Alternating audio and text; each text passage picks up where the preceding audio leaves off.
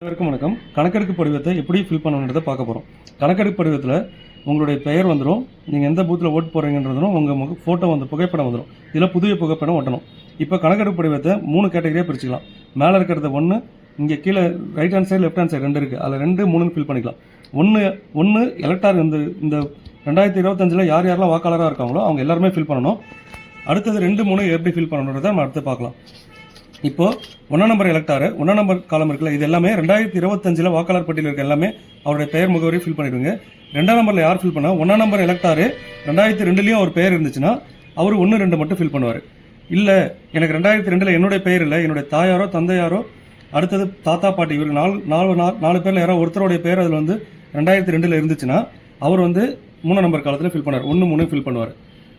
ஓகேங்களா? இப்போ அதனுடைய உதாரணத்தை நம்ம பார்க்க போகிறோம். இப்போ இந்த எலக்டார் எடுத்துட்டீங்கன்னா இந்த குப்புசாமி இதெல்லாம் வந்து உதாரணத்துக்காக தான் எடுத்துக்கிறோம். குப்புசாமின்ற எலக்டார் பார்த்தீங்கன்னா அவர் அவர் டேட் ஆஃப் பர்த் இங்கே ஃபில் பண்ணிடுறாரு, அவருடைய ஆதார் நம்பர் ஃபில் பண்ணிடுறாரு, அவருடைய கைபேசி எண், அவருடைய தந்தையார் பாதுகாப்பு பேர், அதாவது குப்புசாமியோட தந்தை பெயர் ராமசாமி, அவருடைய தந்தையுடைய ஓட்டர் ஐடி நம்பர், அடுத்தது அவருடைய தாயார் நம்பர் பெயர், தாயாருடைய ஓட்டர் ஐடி நம்பர், துணைவியார்னா அவர் திருமணம் ஆகியிருந்தாலும் அவர் மனைவி பெயர், அவருடைய மனைவியுடைய ஓட்டர் ஐடி நம்பர், இதை மனைவியாக இருந்தாங்கன்னா அவருடைய கணவருடைய பெயரை போட்டு ஃபில் பண்ணுவாங்க. அடுத்தது இங்கே இந்த எலக்டாரு 2025 ஒரு பேர் இருக்கு, இது எல்லாருமே கம்பல்சரி ஃபில் பண்ண போறாங்க. இந்த எலக்டாரு 2002 இருந்திருக்காரு அப்படின்ற பட்சத்தில் அவர் 2002 இருக்கவங்க இந்த சைடில் தான் ஃபில் பண்ணணும். அவர் பேரே இருக்குல்ல, அவரே குப்புசாமின்ற பேரை போட்டுருவாரு. அவருடைய 2002 அவரோட ஓட்டர் ஐடி நம்பர் என்னவோ அந்த நம்பர் சில பேருக்கு பார்த்தீங்கன்னா 2002 ஓட்டர் ஐடி நம்பர் இருக்காது, அப்படி இருந்துச்சுன்னா ஐஃபோன் போட்டுருங்க. அடுத்த உறவினர் பெயர், குப்புசாமியோட உறவினர் பெயர், அவர் என்ன உறவு முறை, அவர் எந்த மாவட்டத்தில் இருந்தார், எந்த மாநிலத்தில் இருந்தார், அவர் இந்தியா ஃபுல்லாக எந்த இடத்துல 2002 ஓட்டர் ஐடி இருந்தாலும் அந்த டீட்டெயில் இதில் ஃபில் பண்ணணும். இப்போ சட்டமன்ற தொகுதி பேர் பார்த்தீங்கன்னா மண்ணாடிப்பட்டு. இப்போ சட்டமன்ற தொகுதி என்னன்றது 2002 அந்த தொகுதிக்கு என்ன நம்பரோ அந்த நம்பர் போடணும். 2002 அந்த பாகத்தினுடைய என்னவோ அதை போடணும். இப்போ மண்ணாடிப்பட்டுன்றது 2025 தொகுதி எண் 1, ஆனால் 2002 பார்த்தீங்கன்னா 15. ஸோ அதனால 15 போட்டிருக்கோம். அந்த பாகம் என்ன, அவருடைய வரிசை எண் போடணும்.